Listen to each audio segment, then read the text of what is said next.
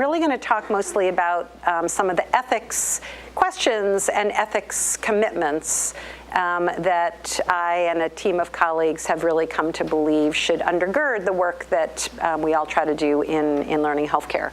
So I'm going to spend a lot of the time that I have with you talking about the work that came out of a specific project that I worked on collaboratively, and then there will be a few pieces that are some pieces in thinking that go beyond that particular project. So this is the main project team for the project I'm predominantly going to talk about. It was an NIH-funded project back when NIH had a set of grants called challenge grants, and they put forward a variety of topics that were actually quite different from each other, but that were emerging through different NIH institutes. And one of the areas, our project morphed a lot, and I will tell you about that, from when we wrote the grant to when we sort of ended, which for those of you who write grants is probably not an entirely uncommon, unfamiliar experience. But the area where the NIH said they wanted some work was thinking about the ethics of the blurry space between practice and research. And I'll tell you about who the project team members are, because that was sort of relevant to how we conceptualized this project and ultimately where we landed, even though it was, there was a lot of Venn diagram overlap with where we started, but it was, we landed in a different place from where we expected. So Ruth Fada and I were the PIs of this. Ruth is a bioethics professor at Hopkins. She founded our Bioethics Institute, incredibly wonderful scholar and writer, also has a public health background, and wrote one of the best textbooks on informed consent. Tom Beecham is now Professor Emeritus of Philosophy at Georgetown University. How many of you have heard of or read the Belmont Report? It's going to be probably all of you. So Tom is really the primary drafter of the Belmont Report. And he also is one of the two co-authors with Jim Childress of Principles of Biomedical Ethics. Those of you who've taken bioethics classes might have used that book. And not only do I say that to say, weren't we lucky to be able to have Tom be part of our project, but again, I'm foreshadowing a little bit. You'll see where some of our thinking goes, and some of it ultimately questions not what the people who wrote the Belmont Report or the federal regulations were thinking at the time, but the degree to which all of it continues to work for us now, maybe as it did in the 70s or 80s. Sean Tunis was brought into the project because he does, I mean, everybody does a lot of things, but he has a particular expertise and experience in comparative effectiveness research, which became one area we said we wanted to explore as we were thinking about the blurry space between practice and research. Peter Pronovost, some of us at lunch were talking, I guess a few people have heard of him. Peter, at the time we started, all these people except for Tom were at Hopkins. Peter and well, that's actually not true. Anyway, the middle two weren't. The four outside, it doesn't really matter. Peter at the time had built much of his career at Johns Hopkins as the head of our patient safety and quality improvement Armstrong Institute, really a guru in the patient safety world. He is no longer at Hopkins, but again, patient safety and quality improvement is yet another area where there's this blurry space, and particularly as and Peter has been one of the real world leaders in this, if you bring the rigors of methods thinking to quality improvement, the way we try to do in research, it does make the quality improvement to other people look and smell a little bit more like research, and so you, again, find yourself in this really blurry space. And Steve Goodman, at the time we did the project, he's now Vice Dean for Research at Stanford, but at the time was Professor of Epidemiology and is someone who really, his life has been clinical trials and how we think about clinical trials. Okay, so keep that in mind, comparative effectiveness research, clinical trials, patient safety, and all this research ethics background. So what I want to do is have us think about what has been our approach to ethical oversight for research sort of traditionally. What can be some of the problems with this approach? And I hope it's clear. I'll say at the beginning, it is not my goal to throw the baby out with the bathwater, but to do a little bit of rethinking. And then what might an ethics framework for an integrated learning healthcare system look like? So I have one slide on sort of history, and again, my guess is that everybody knows this, but I'm doing this deliberately to sort of remind us how we got the federal regulations that we have. So in the 60s and 70s, it came to public attention that there were a variety of research projects that had either been funded by our federal government, or like in the case of the Tuskegee study, where that slide is taken from, had actually been conducted by the Public Health Service, conducted by our federal government on its own people, that had not been done in ways that even without any human subjects regulations people thought were appropriate, right? Just sort of our normal human moral intuitions led people to say, you can't do some of these things. You can't go and test cancer things on people in a nursing home just because you think they're going to die sometime soon anyway. You can't go and lie to poor black men in the South and say, we're giving you treatments, when actually you just want to do a natural history of the disease that many of them have, syphilis, so that you can watch them and see the progress for what turns out to be 40 years. So when some of these came to public attention, there was a congressional panel formed actually by Senator Ted Kennedy. There was congressional approval for it, but he was the one who initially really called for this. There were a variety of outcomes of that. One of which was, we actually need federal policy for the first time. We need federal regulations that will say what we can do in the name of research and what we may not do in the name of research. From those regulations, we got our IRB system. We got an expectation that for not quite all, but for much of that research that happens with human beings, there needs to be informed consent. And again, if you think about the history, a very strong emphasis on protections. It was also out of that we got the Belmont Report, which I continue to say is probably the most important document to read in research ethics. I think the way that it describes in what is probably 8 pages, the fundamental ethical principles of research, right? Doing more good than harm, being respectful, being fair, and the way that is explicated, I think, is beautiful and brilliant and absolutely stands. But again, remember the history as we sort of think about where we got to. So we got these regulations in the 70s, and of course what happens when you have any kind of set of regulations is that you need to start by saying, here are the activities to which these regulations apply. And of course, to what they don't apply. And so since they said this covers research with human beings, they had to, for the sake of the regulations, define research and define human beings. So this slide has the 2 main components of how the regulations defined, but continue to define research. And I'll talk about each of these. And then also, since then, there has been this, just enormous explosion of scholarly research on the ethics of human research. It's part of what I do for a living.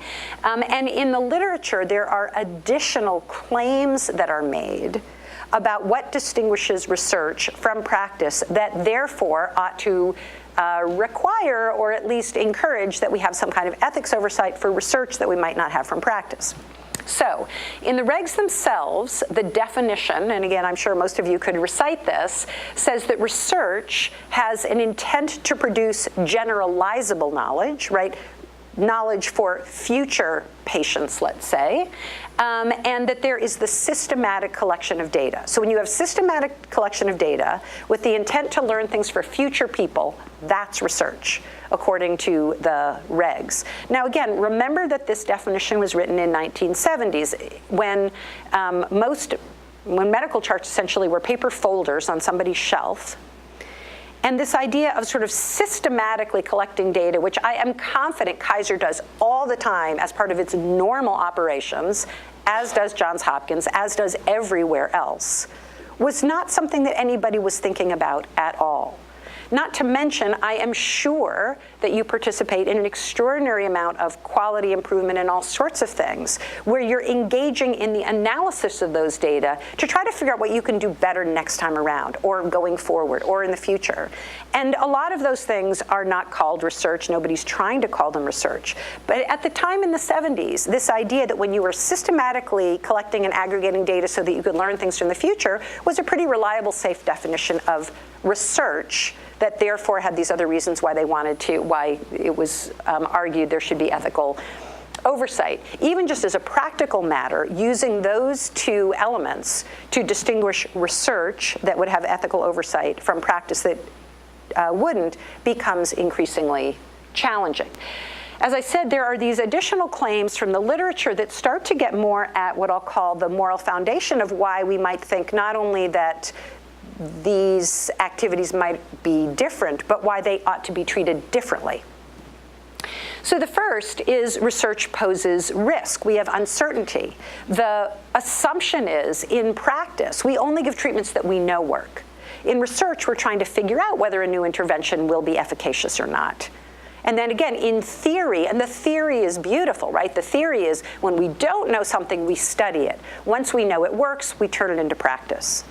In real life, obviously, I was talking with Andrea about this earlier, you could be conservative and say a third, you could be less conservative and say a half, but there's an extraordinary amount of medical care that's done with good intention, but turns out to not be evidence-based. We don't know. Some of it is actually, there is an evidence base and people are not delivering evidence-based care, but there's a lot of other stuff where there just literally isn't an evidence base. So this notion that we need further protection for people in research because there's uncertainty, whereas in care we don't need that, at least in advance type of protection, because we know everything is good and helpful and beneficial. It's like, that's a little shakier than we maybe thought it was. Similarly, research is where there might be additional burdens from activities we need for the learning piece that are not because they're relevant for your care, right? And it's absolutely true. In research, we will often ask people to fill out extra questionnaires, come in for extra tests, have extra visit, do extra blood draw. That's all true. But the implication is that whenever I ask you to make a visit in, whenever I ask you to do a test, whenever I ask you to fill something out in regular clinical care, it's because we know that's relevant to your care management. And again, I've got all my own personal anecdotes from my own family. I'm sure many of you do too, of the numbers of times when there are clinic visits, tests, medicines, all sorts of things done in care that are burdensome, that really have no evidence base related to whether it is important or helpful for your care management. And then again, this idea, again, put yourself back in the 70s, that in research there are protocols that determine what care you get, right? The classic example is a randomized trial. There's a computer that says whether you get medicine A or B for your blood pressure or asthma or whatever it is. Whereas in regular care, your doctor looks you in the eye, knows your values, knows your medical history, and says, okay, I think you would really do better with this medicine. And again, in theory, that separation is really very neat and makes a lot of sense. But in real life, there are protocols that dictate an extraordinary amount of clinical care. I mean, at very least, you will start with blood pressure medicine A because for lots of people it works and it's the most cost effective. And if you have a problem, we'll move you to B.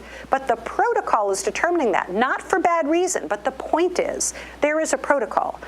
And for people like me, who are part of a fee-for-service system, not part of a managed care system, while my doctor may not literally be subject to that in the same way my doctor might in some other systems, my insurance company sure is. So I may even have a prescription for something and I go to the pharmacy and they'll fill it with something else because that's what my health plan coverage is. And it covers, and it is, again, just another method of protocolizing care. So our claim increasingly became that we challenged the view that the distinction, as it's written in the regs, and the policy implications of using it. In other words, you need to send something to an IRB when you believe that there is systematic data collection for generalizable knowledge, should be sustained as a means of determining what needs ethical oversight. And I will say now, and I will say several more times in this talk, I deeply, deeply, deeply believe in the importance of thinking about ethics as we learn and we engage with human beings. I'll make that assumption that we all do. So the point of this is not to say, we really don't need this stuff much. But it's sort of, we've got the light on the wrong kinds of things. And I'm not arguing with whether or not it made sense in the 70s, but as our world has changed, and certainly as we think more about the integration of data collection and learning into the practice of ongoing regular care, it not only becomes more challenging to use this distinction, it becomes more questionable about ethically whether we're shining the light on the right kinds of things if our assumption is that ethics protections are there to make sure that the welfare and interests of human beings are not compromised as we go forward with additional priorities, which is learning. So we believe that there are conceptual, practical, and moral problems with continuing to rely on this particular distinction. So what do I mean by all those little buzzwords? So a conceptual problem means the definition really is not defining what we think it is. It's sort of like, okay, here's the conceptual definition of a table or a chair, and that ought to be able to tell you when I give you those words what a table or a chair is.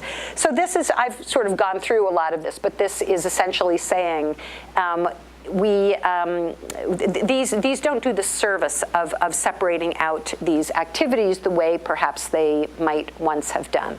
We generalize from all sorts of things we do that most people would not really ever want to call research that needs ethical oversight. We collect data systematically in practice constantly. Many avoidable risks and harms exist in practice. A lot of research is actually very low risk and is often studying things that are already FDA-approved treatments where we're trying to learn more about them. Care also has a lot of unnecessary burdens, and sometimes research that is really formal research requires absolutely no extra visits, no change in care, and there's various things that are being studied. So that's sort of the conceptual problem. The practical problem, and I'm sure many of you live this, is that we all live with this utter confusion. The number of times there's a project and it's like, well, does it have to go to the IRB or does it not? I don't know, like I'll call Andrea, I'll call my equivalent at Hopkins. We'll try to have decision trees. We'll try to give you better guidance. I'll try to give you guidance on the guidance. But the challenge is it's not quite doing the work. And I know of a lot of IRBs that will say, we spend so much more time trying to figure out whether one of these projects that we all know in the long run is really not very risky, needs IRB review or not, than we do looking at a project that everybody knows needs IRB review, but it sort of fits the kind of mold that the IRB is used to, and the IRB will spend 20 or 30 minutes talking about it, it'll do its job, and like it's done. It's like, okay, that's like sort of a complicated equation. So, so we, as part of this project, did a few focus groups with people who work in what we'll call this blurry space, particularly people who do a lot of work in quality improvement, in operations, in comparative effectiveness research, and we published a paper just on the qualitative work. I have like pages and pages of quotes. I loved doing that piece of I loved everything about this project. But I only have 3 quotes here, just some examples. We introduced an electronic medical record system for medication ordering. So we want to study our new system. So we're going to look at medication errors after we implement our new system and compare it with our historical data. We're not the only ones using this particular system. And while there could be a risk, you're certainly not getting consent, you're not randomizing people, you're just implementing a new system that's going to apply to everybody. And then we want to publish what we learned. And this was someone who said, we had this back and forth about whether this had to go to the IRB because we wanted to study the outcomes and study what was really happening with our doctors and our patients. Another one, we have been involved in a couple of QI projects that go into implementation of research, right? So implementation of what has been called already a best practice. And you're beginning with some practice that apparently has good evidence, and we'll try to understand the barriers to adoption of best practice. And in doing so, I presume we're disrupting current practice, bad as it might be. And the question is that really research? People are doing what they're doing. You go in and say, no, you should be doing this. And we want to study whether doing the new thing gets adopted and what the barriers are. And suddenly, does that become research? And now it has all this ethical oversight structure when the goal was getting people to adopt best practice according to evidence. And then this one is like my favorite quote of the whole thing. Our patient safety group is funded out of a medical care budget at home institution. The institution has a separate research budget, so we never have to call anything we do research. So we never call it research. We have like research centers, but we call them centers of inquiry. If we send out a form to people to fill out, we call it a questionnaire, not a survey, because a survey has a certain feel of epidemiology to it. A questionnaire doesn't, you know. So this is like, aha, okay, that's your ticket to like not having to go to the IRB if you find that a total pain. Just pick your vocabulary carefully. And then this is sort of the part which, you know, fundamentally, like from an ethics perspective, becomes really the most troubling, which is, are we overprotecting certain kinds of activities in our system and underprotecting others? So our oversight system is in place for really good reason. Not to mention that these institutions invest like millions of dollars in this infrastructure. It's to ensure ethical protection for patients who need it. For when we collect their data, when we learn from their data and from interacting with them, that we do it in ways that don't harm them significantly, don't compromise their well-being, aren't unfair to them, don't feel exploitive. Like, those goals are foundationally important. Like for the trust of an enterprise, not to mention for their own sake. But does our current approach get us like the most bang for our buck in furthering those goals? So again, we sort of came up with a view that there is currently, there's probably a lot of stuff going on that's exactly right and exactly as it should be. But there is also some significant amount of what we will call overprotection and underprotection in terms of these ethics goals. The overprotection is that there really is this extraordinary oversight apparatus for many, many, many, many very low-risk activities. And we don't have to name what they are. I'm sure many people could think of them. A lot of routine observational collection of records, but that somehow is fitting that research definition. Comparisons of approved, widely used therapies and interventions. While there is extraordinary underprotection, if you take that broadly, which we did, to include from the risk and uncertainty in clinical care, particularly to the extent that both the uncertainties in our definitions and the IRB system, and again, like, you know, I chair a national IRB now, I've sat on my IRB, I really believe in the IRB system, but it just needs to be applied right. If that becomes a barrier to some amount of learning, and you know, I just anecdotally have talked to some number of people, so at a certain point I gave up on the project. Like, it was just getting too complicated. To go through the IRB would have delayed it by this many months. I was getting the runaround. I just decided it's not worth it. My life is really busy. So there is a disincentive to certain kind of learning, or as our colleague Peter Pronovost often said, is the more rigorous you make your learning, the more people are going to tell you has to go to an IRB. Whereas if you do it in a little bit of a sloppy way, nobody's going to think it's research.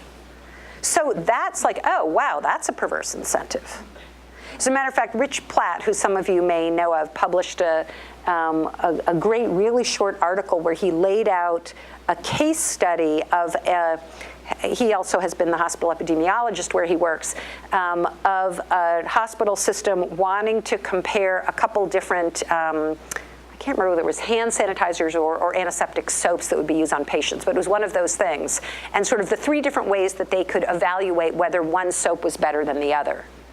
And one is sort of asking some numbers of people who want to use it and then measuring what happens with experience. The other is taking 100 hospitals and sort of seeing whether 50 of them would choose to use it, and the other is taking 100 hospitals and randomizing them to use it.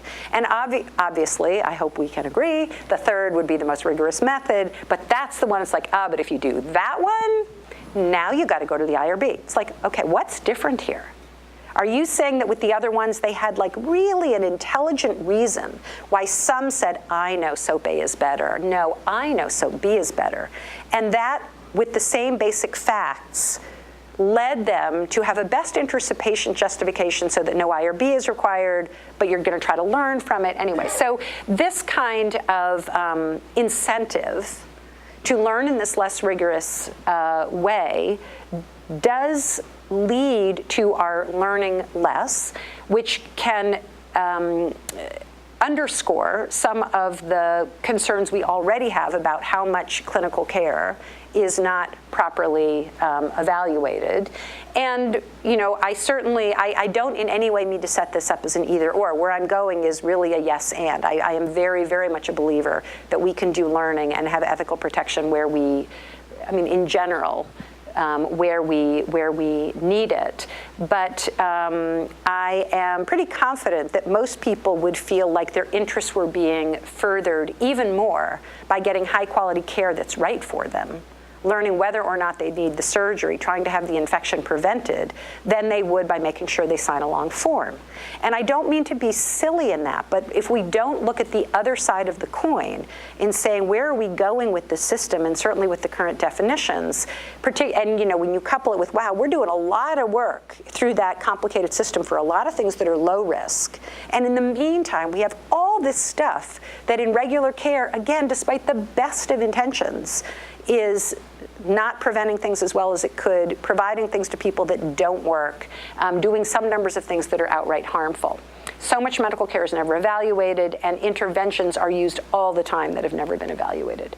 So stated differently, we have a current system that really focuses on risks to patients only when we define it as research.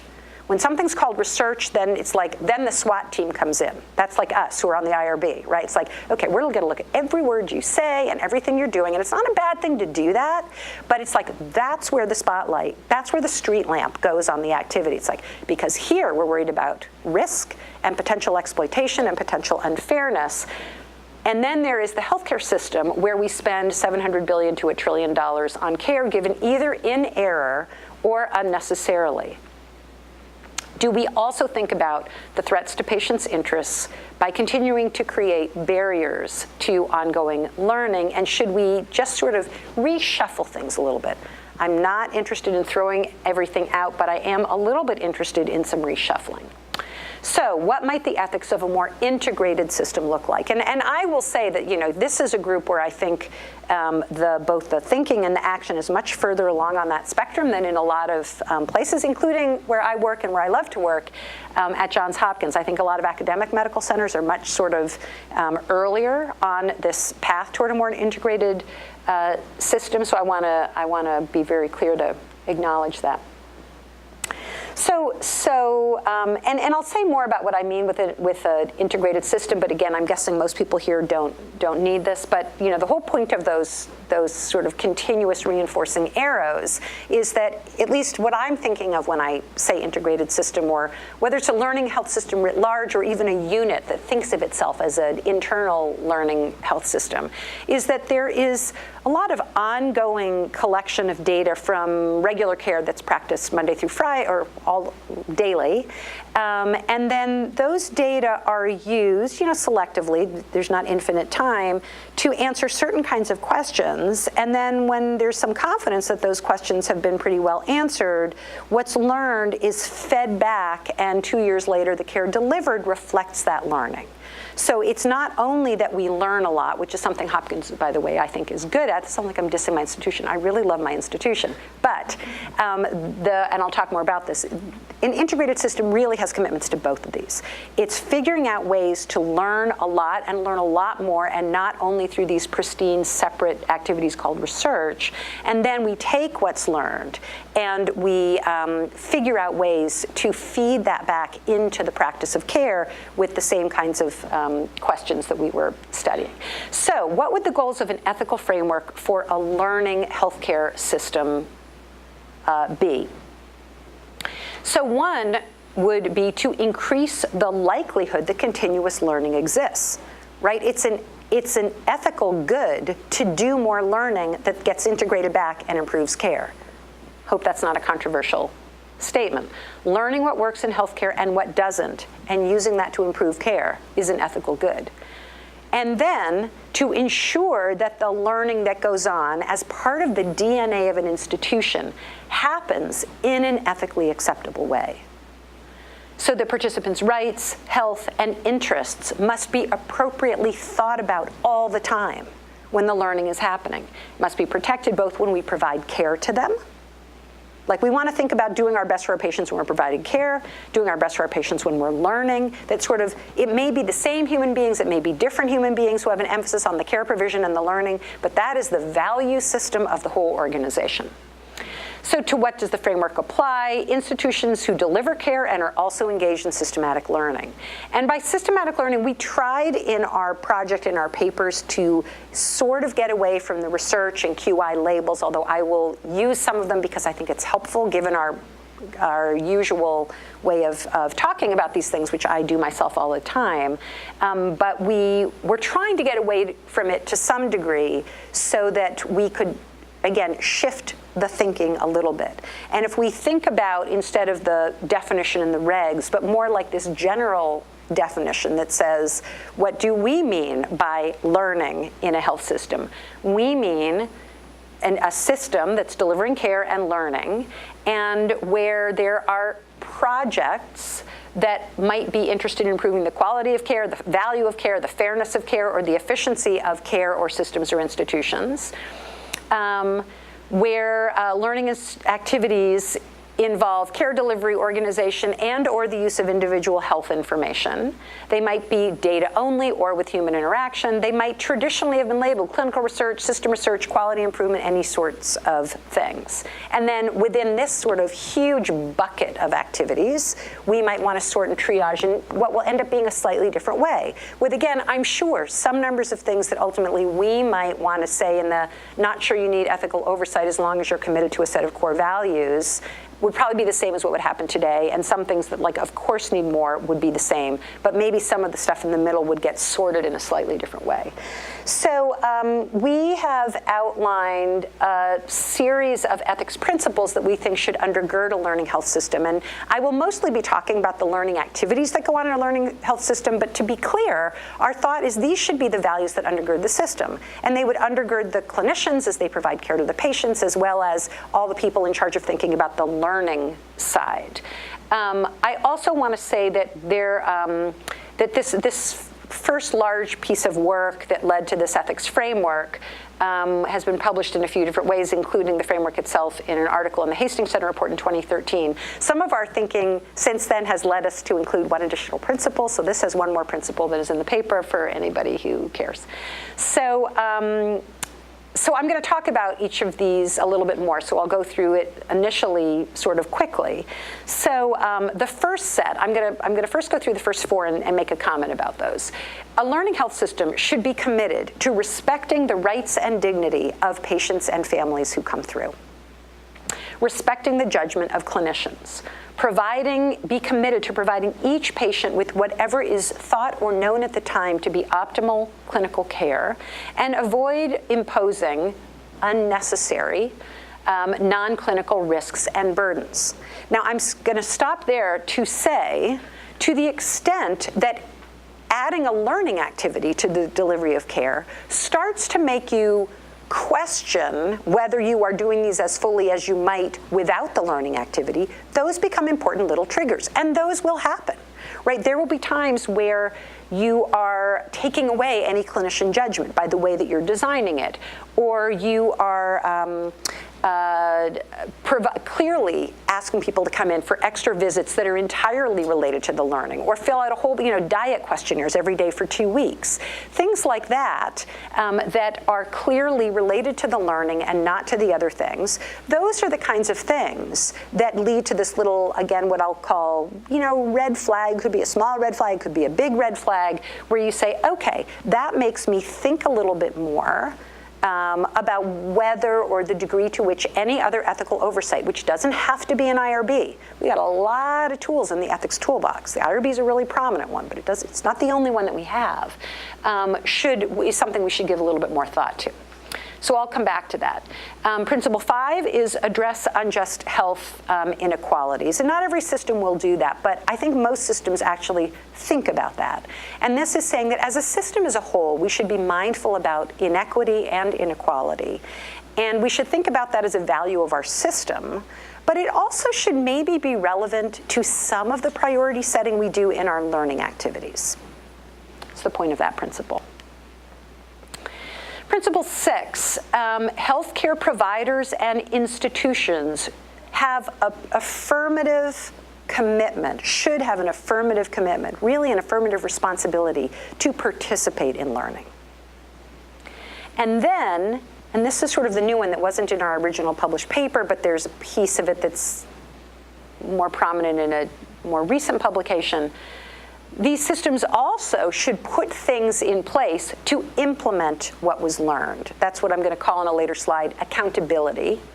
And this is the one that, as I've done some talks from this work since then, is the one where we get the most pushback, but I hope I can explain a little bit more what we meant and the conditions under which Principle 8 should be true.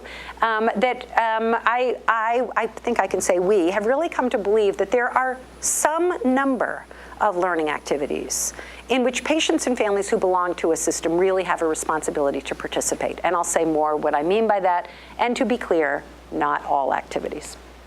So, Principle 1, how does the learning activity impact patients' rights, the respectful treatment they get, or the respectfulness of the treatment they get, and dignity compared with usual care? So what we'd start to do is like a triage mechanism is say, is there any reason to think that when I add this learning activity to the mix, the patient's coming in for their asthma checkup, for their mammogram, for whatever it is they're coming in for, right? The kid has a hurt leg. Is there anything in my learning more about that, in my systematically 6 months later collecting the data, in my having a new intervention, in my having a nurse who calls them a week later to remind them of their meds, whatever my learning thing is there anything in adding that learning thing that is or might reasonably thought to impact how respectful this care seems? And respectful is all sorts of things. Respectful is like the normal ways that we interact with each other. Respectfulness is also truth-telling. Is there anything in my not telling people about what is going on? So one thing that the more we thought about this, we came to feel fairly strongly, and this also, I will say, came out a little bit of some qualitative research we've also done with patients, which we've done since then through a couple of PCORI projects, is that not all decisions are equally relevant to patients. And even though there will be a lot of us as people, as patients, who will say, I want to know everything and I want to be involved in every decision, it turns out that there are judgment calls made all the time, right? You go for your, let's say, well person visit, or you go for anything you're going to a clinician for. And this is like going to sound like I'm being silly, but I'm really being quite deliberate here. People tend not to say to you, okay, so what we usually do now is we take everybody's blood pressure, and I'm going to tell you the pros and cons, and I want to tell you it's really up to you whether or not you have your blood pressure taken, and why we tend to recommend it here. And then next I want you to step on the scale, and I'm going to tell you why it is that we want that, and it's really up to you, and I want to involve you in this decision. It's like, no, we don't do that. There are tons and tons and tons of things that we do routinely, but then there are other things where we stop, and we say, so I'm sort of thinking that it might make sense for you to get this test. Or I actually think that for your knee, you may want a steroid shot. Or I'm thinking that or you may want to start a medicine now. Maybe it's time for you to have surgery on whatever's going on. Let's stop and have a conversation. And those are judgment calls that it's not just that it's busy clinicians. Like, even if you had a clinician with all the time in the world, there's sort of like a patient overload, right? You can't be making a long, let me see both sides decision about everything that's happening all day long, including in the healthcare system. But there are certain ones where it's really important to stop and think about what's going on. And this is saying something similar, that, that Rich Platt example about the different soaps was one that I did bring up in a patient focus group. It's like, well, how much would you, as a patient who's going somewhere to get surgery, want to know that somewhere in the system they're doing an experiment? They're trying to figure out whether a soap 1 or a soap 2 is better. And there are, at least in our experience, there were some reasonable number of patients in every group that says, yeah, I want to know. This is relevant. They're studying it because it could be relevant to infections. If they're studying this, I want to know. I want to know if I'm at risk.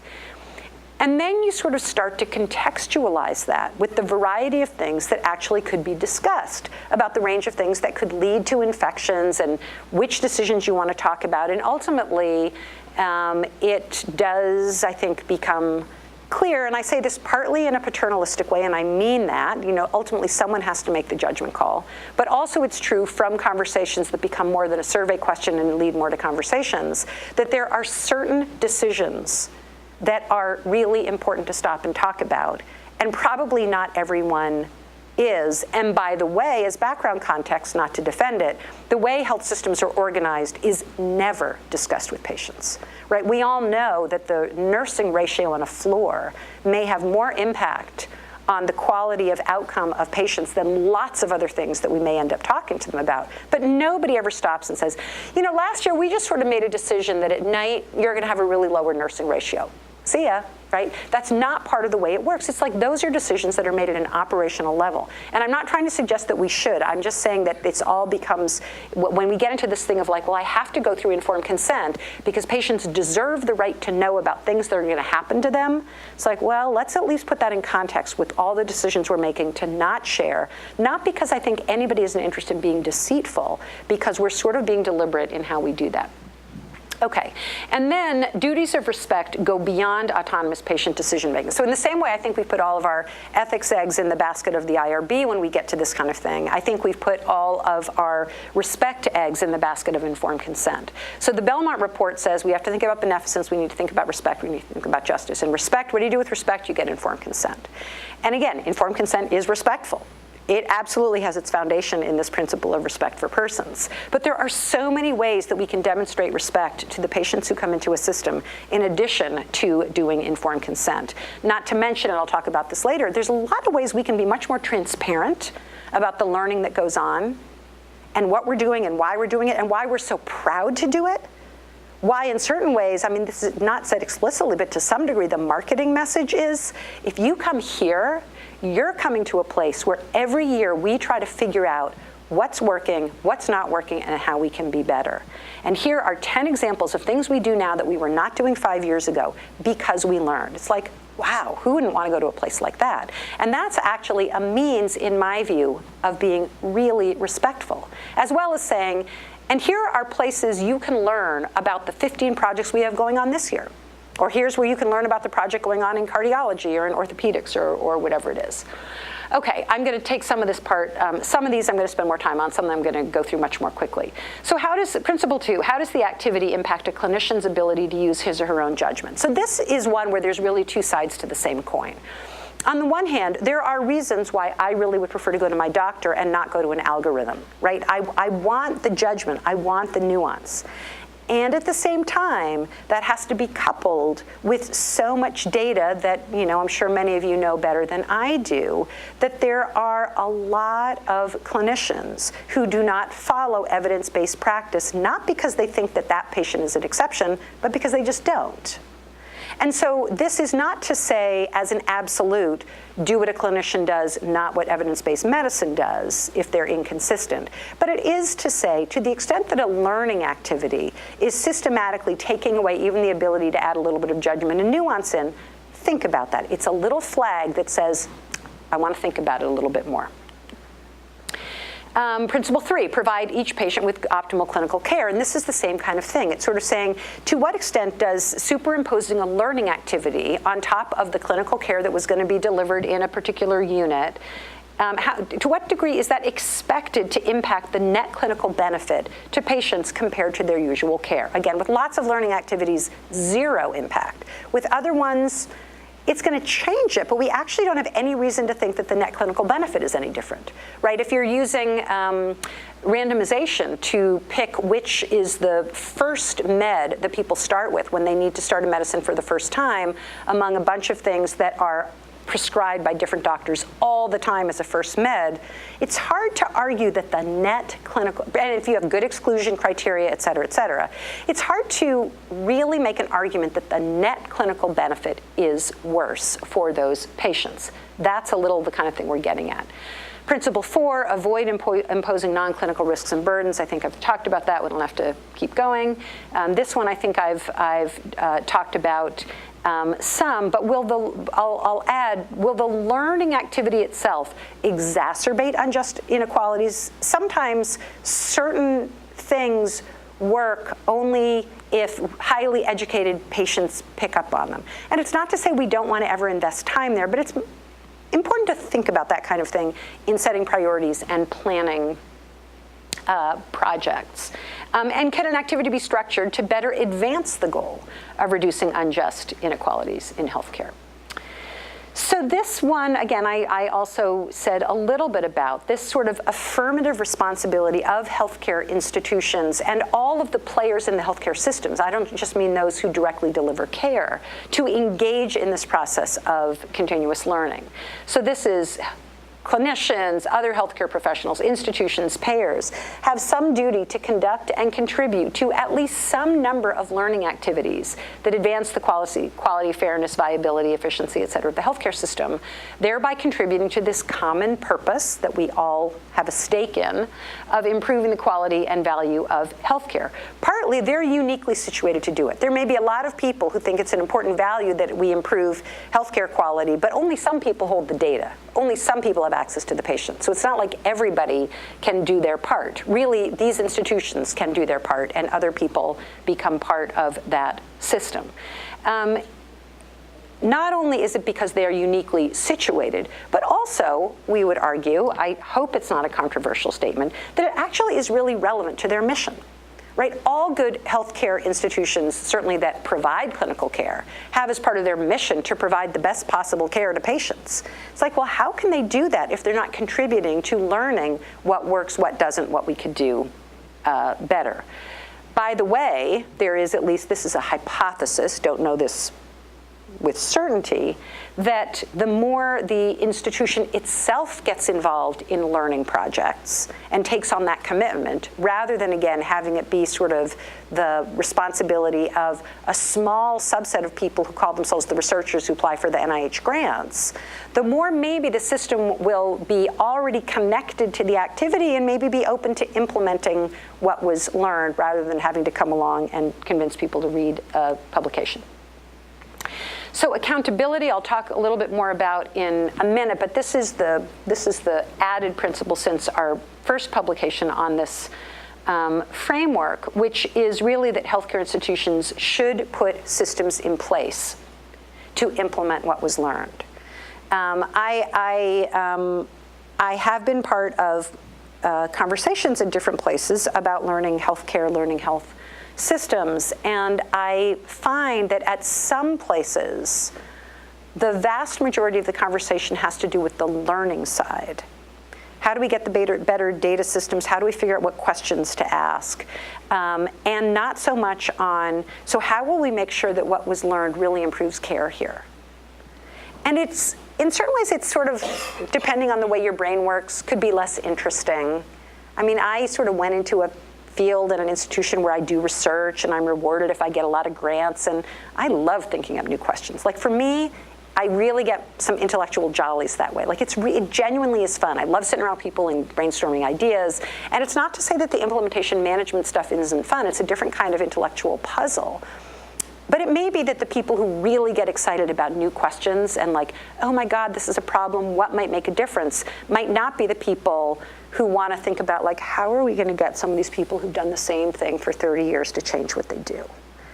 And yet they ultimately become equally important to the moral commitment we make to the patients when we say, we want you to be partners in this learning. Come here because we're a place that learns and we're always committed to providing the best care. It becomes a false promise if we do the learning and we never actually improve the care. And then this gets to principle 8, which I've learned is the most controversial one, which is that patients should contribute to ongoing learning. So this is saying there is, and this is partly why in the end we called this the common purpose framework. There's sort of, this almost feels like a political philosophy, but we really came to a view that these systems work if everybody knows what's going on. This is the transparency part, that we do more engagement around what's going on, what are the priorities, and that ultimately we all have to contribute, right? And that doesn't mean that I, as a patient, need to be willing to go into the randomized trial of back surgery versus physical therapy. That's one that may threaten my values and my own views, and well, that's one where there needs to be good informed consent, talk to me about it, and I may decide to opt out of the trial and go get whichever of those I prefer. Fine. Should I be able to opt out of the blood pressure study that's trying Med A versus Med B when both are widely prescribed as a first starter drug? There's no reason in my own personal history or family history to think that one would be contraindicated. That's more complicated. Certainly, should I be able to opt out of the learning that goes on behind the scenes that's sweeping all the data from the last year of care when my care was in no way changed? Boy, that's one that's hard for me to argue. Now, there are a lot of people that argue that, so I'm not trying to dismiss that view, but that to me gets to this thing of do patients have the right to know about everything, to decide about everything in a system where actually we're already saying there's all sorts of things they don't get to decide? And to some degree, the system has to work in a way where people in charge of the system are making a lot of decisions. And by the way, we have a long history now of quality improvement that we're not telling people we do. We're not telling people is mandated to do. We're sweeping all their data. We're not saying to them, by the way, we're studying how many people had infections or falls or whatever it is here, and we're required to do that. Do you want to be part of it or not? We don't do it at all. There's universal participation, with most people not knowing it's going on. So this is an argument to say we should be considerably more transparent, and we should say there are certain things that we do where we go behind the scenes and we check up on how our units are doing. And that's part of our commitment to you, and it's part of what we do as our commitment to ourselves. And by the way, if anybody asks, no, you can't opt out of that. We're checking to see what the infection rates are in every single one of our surgical units, and that's part of what we do. And if you are not comfortable with that, this is not going to be the right system for you, because it's part of our core commitment and part of our core value and part of our core identity in always trying to improve and do the best care that we can, that we do that. For other things that are really considerably more discretionary, of course, there's a conversation. And people absolutely make a decision about whether they personally want to enroll. It doesn't mean people have to participate in all things. It also is saying that the more those first four principles that I talked about are compromised or questioned, the little flags about respect and changing quality of care and changing known clinical benefit and burden, those are the things where it's I may be better either get third-party review or start talking to people about whether they want to be involved in this individual activity. Some people will say yes, some people will say no.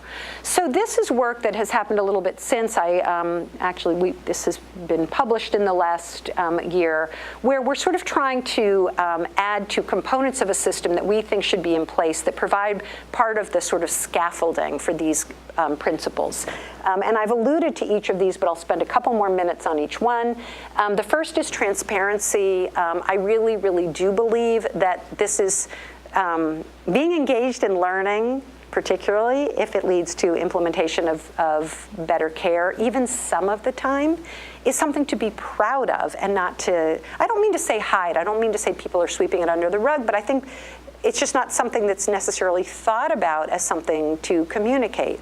Maybe this is just reflecting a unusual kind of value system, but I really, patients tend to use cutting edge in a very positive connotation, and to be able to say, we are a system that does this. Here are our values. Our values is we want to treat you with respect, and we always want to provide you with the best care, and we are committed to learning, and we're committed to telling you what we learned. These are things that can be really, really powerful, not to mention, I think, sort of the right way to go. Engagement, both with clinicians and with patients, about learning, about what are the key problems and questions, and also, in my view, about what kinds of things really ought to be things that trigger a discussion with patients, and which kinds of things sort of should fall in the bucket where it's these are just sort of happening as part of the system. We'll post them transparently in various places, but they don't warrant an individual consent discussion. And then accountability, which really has felt to me like this, holy grail and the gold at the end of the rainbow and all these other things, which is that what is learned is implemented, and then we're transparent about that, which I think is really pretty great marketing. There needs to be a triage process to begin to evaluate the degree to which various learning activities or categories of activities affect the respectfulness, the choice, the burden, the riskiness of care and clinical judgment, and therefore which ones should go through sort of a little bit of a look-see by a third party that has nothing to do with the activity, which kinds of things should warrant discussion with the individual patients or families who might be involved. So I will stop there. Thank you.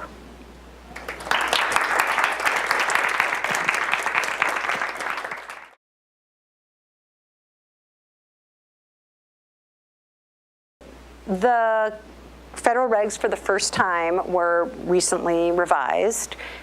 They were revised less than the advance notice of the revisions had suggested they might. They were revised in a couple categories. They were not revised in as many categories as the people who first wanted the changes thought that they might be in. There is an emphasis in the recent revisions to treat certain kinds of research, predominantly some social science research, interviews and surveys, as exempt research, and to more clearly say, which I know is one of the goals of the revision, that certain things that were that we have historically been including in this very large IRB infrastructure no longer need to be part of that, so that we can save more of our precious IRB time for some of the higher risk things. So that to me is a step forward. IRBs always have the judgment to be able to say, yeah, that's in general true. This particular study poses risk for other reasons. So that's going to happen. There are a couple ways in which I both think that the regs the change to the regs didn't go as far as they were initially expected to, and where I guess I will say our group and Jerry Menikoff, who heads OHRP, just has a fundamentally different view of this piece of the world. So, and I said to Andrea earlier, I've now been like on 3 or 4 venues where like I'm literally doing a debate with Jerry Menikoff, which is sort of a bit of a weird, I think it's a little bit of a weird setup, but it underscores that we don't have the same view about a piece of this. So, when the advance notice of proposed rulemaking was issued, this is getting like into total federal bureaucratic lingo, but the point is there were people who said, I think it's time to do some changes to the regs, and they first put out a document that said, here's why we think we want changes. It's in these kinds of categories that we think we might want changes. And that happened first, and there could be public comment on even the categories where they wanted to make some changes. And then they issued actually sort of almost like a track change. Here are the changes we're thinking of that also got public comment. And then there was like this black box for 4 or 5 years when sort of there was, I think, a lot of extraordinary internal debate between people high up in the NIH and OHRP about where everybody wanted the changes to go, and then we sort of finally, very recently, get the changes. So one area where there was expected to be a lot more guidance was this whole area of quality improvement research and sort of how do we navigate that. Never happened. And there were actually some fairly specific proposals, and that never happened. And part of it, I think, I mean, this is just, like ask 10 people this is just my understanding. I think that Jerry Menikoff, who's very experienced and is a very smart guy, I think he really thinks that the regs are clear. I think his view is that it's not that he denies that there are these, that particular projects raise questions, but he thinks that the regs provide the guidance, and a good IRB office should be able to provide the guidance to figure out which things need to go to the IRB and which things don't. The other area where I believe, this is getting away from the reg change, but just more fundamentally, how does OHRP feel about this work? The one particular policy option that emerged, an implication of our work, and we stand behind it, and we have other publications that address this more directly, is that we can imagine a world in which certain things that now require individual written informed consent would not require that. And conceivably, there might actually be other things that maybe should, that don't now, but that's beside the point for sort of some of this. And again, for me, it would be a very principled argument for which things I think ought to engender a discussion and which things people really ought to have a say in, according to where one might expect there could be really important values differences. But that is, but Jerry Medikoff feels very, very deeply differently, and he's not the only one. So that is where I think I think if you have a view that the current regs do fine in providing a definition of what needs to go to an IRB, and that things that now require informed consent really do, because otherwise we are being potentially disrespectful or exploitive of people when we learn, that's a different view than we bring to this. So that it's like, has this impacted OHRP? No. Whether, there will eventually be another director of OHRP, and Jerry Medikoff, to his credit, has been there considerably longer than most people ever stay as director of this regulatory agency. But eventually there will eventually be a new person. Whether that person feels any differently, I have no idea. It's sort of a thankless job, but.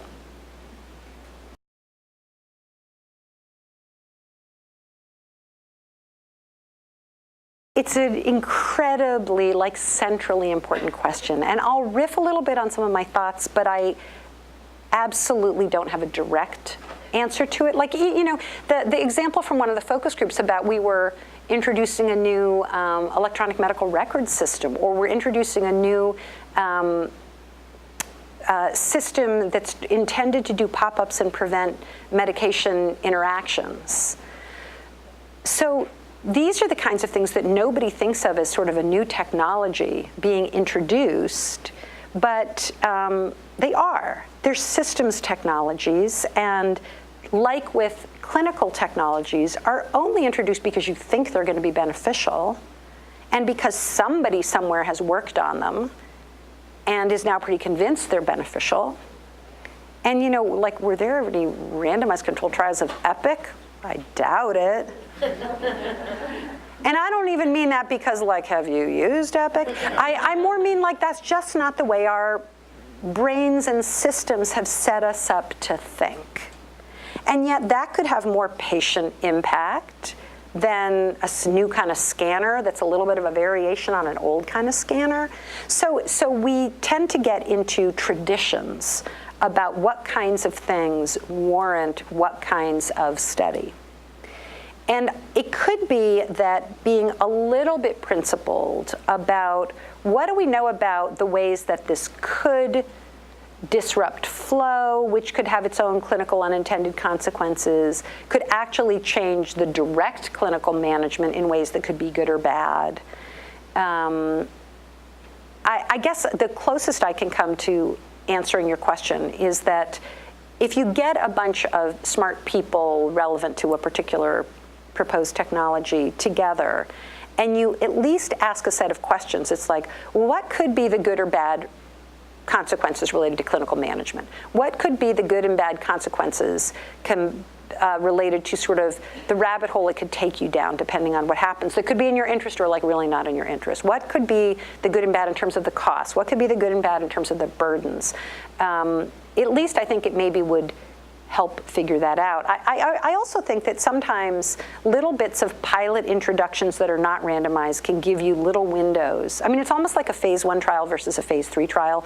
You learn things from very dip your toe in pilot introductions in small places that maybe can help you figure out whether the degree to which RCTs are going to be needed.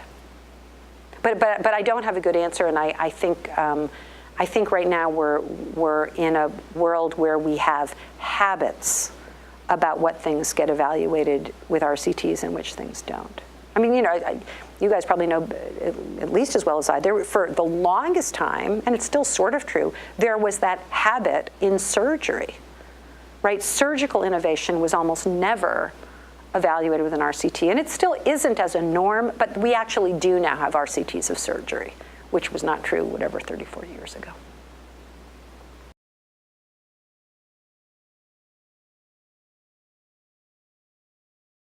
I really appreciate that example, and it's sort of related to this Rich Platt soap example, right? That he feels more confident giving a recommendation about which soap to use if it was randomized among the 100 hospitals. But if somehow you could do all sorts of less rigorous learning just by doing it, but now you have to get into not only it has to go to an IRB, which is going to delay it for 3 or 4 months, and open the door to the fact, which is what happened in this sort of Peter Pronovost Michigan hospital checklist study, which some of you may be familiar with, lead later to a complaint that somebody might come back and say, you not only needed to go to an IRB for the soap study, you should have gotten the individual consent of every doctor or nurse who was going to use one or another soap, and of every patient on whom the soap was being used, because they're all sort of part of this grand experiment. It's like, okay. So that's a really different kind of thing. I mean, and there are, I only put in my slide that had claims from the literature, sort of care being protocolized, but within that there is a subset of literature that says when you are randomizing, it's research. Like, so there is a whole narrative out there. And to be clear, it's sort of like the narrative that says when you plan to publish, it's research and it has to go to the IRB, which, by the way, OHRP has actually issued a guidance on to say that's not true, even though it still is a lot part of sort of common parlance. I totally get it why both the randomization narrative emerged and why the publication narrative emerged, right? We tend not to publish all the time from normal clinical care, and often publication is a little bit of an indication of what else is going on.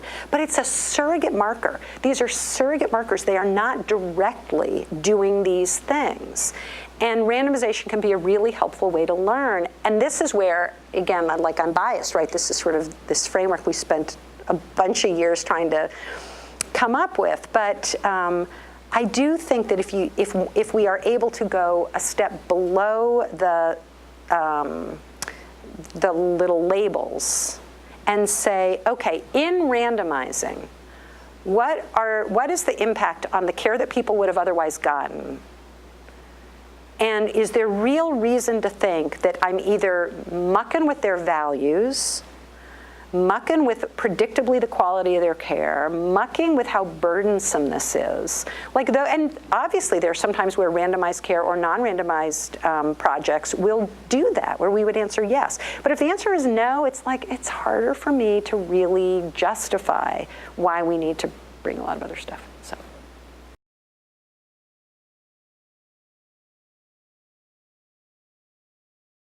Two thoughts occur to me. One is, given that it absolutely is IRB's responsibility, and in a lot of ways, all of us who work in institutions that have IRBs, on some level, it's like general counsel, on some level, like, makes you crazy, but you're sort of glad they're there. They do protect all of us. So there is some, it's an important piece of an IRB's job to make sure that an institution is compliant. I said to Andrea, I lived through Johns Hopkins being shut down in 2001 or 2002, and it's horrible. I mean, it's not only like the embarrassment part is the least of it, but in the School of Medicine IRB office at Hopkins, which by the way was completely revamped for the better, every single one of their like 2,000 protocols had to be re-reviewed. I mean, it was the whole. It's really a big deal. So having IRB worry about that kind of thing is not bad. What I think is a challenge, and it sort of gets to sort of who welcomes this. I actually think that there are a lot of IR people who agree with this logic, but what they're worried about is the disconnect between the current regs and this logic. So then it's sort of, where do you find some sweet spots in the middle? There are some things that, you know, the low-hanging fruit is that there are some things that we think are important that have nothing to do with the IRB. Some of the engagement or transparency and accountability can happen regardless. So that piece at least can avoid this really important and really hard question.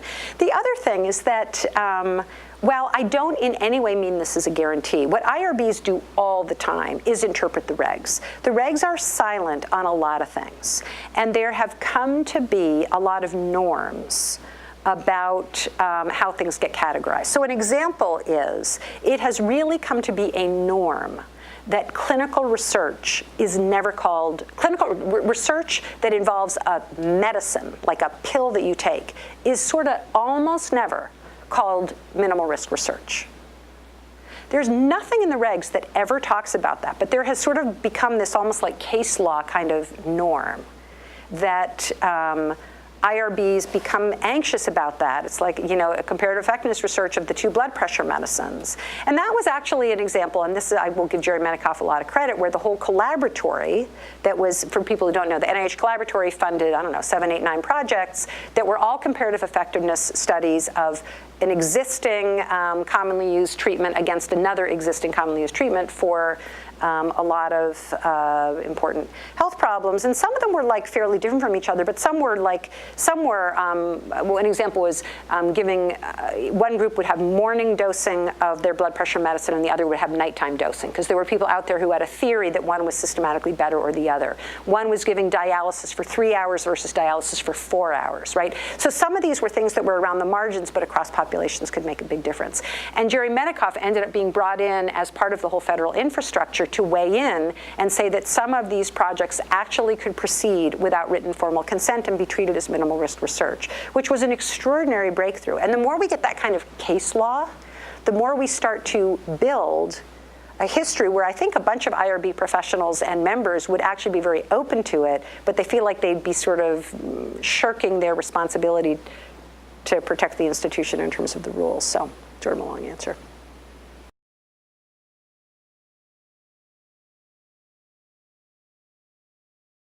So I think an institution figures that out.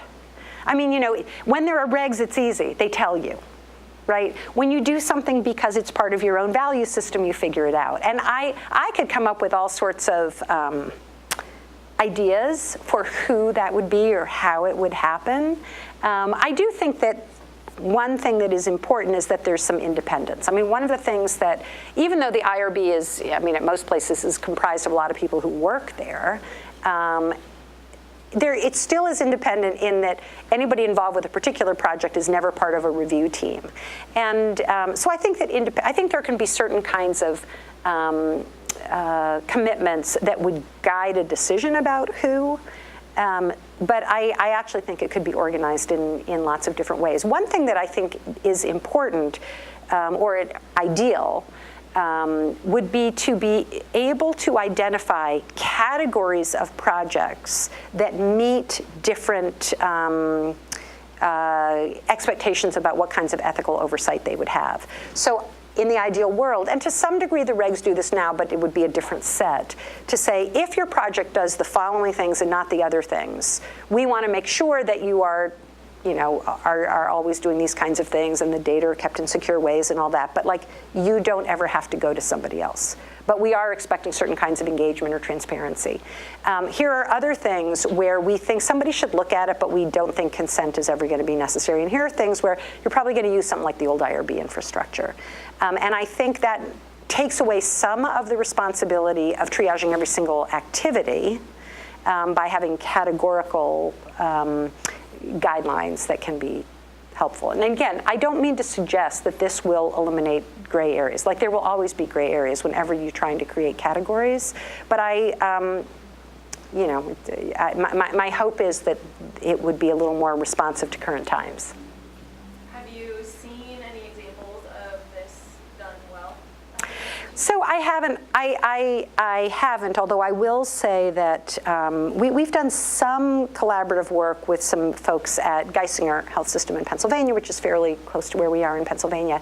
And I know that they have said that they were trying to be informed by some of this, and they actually hired a full-time ethics person to be part of their learning team to try to put some of this stuff in place and be guided by it. So that's all I know.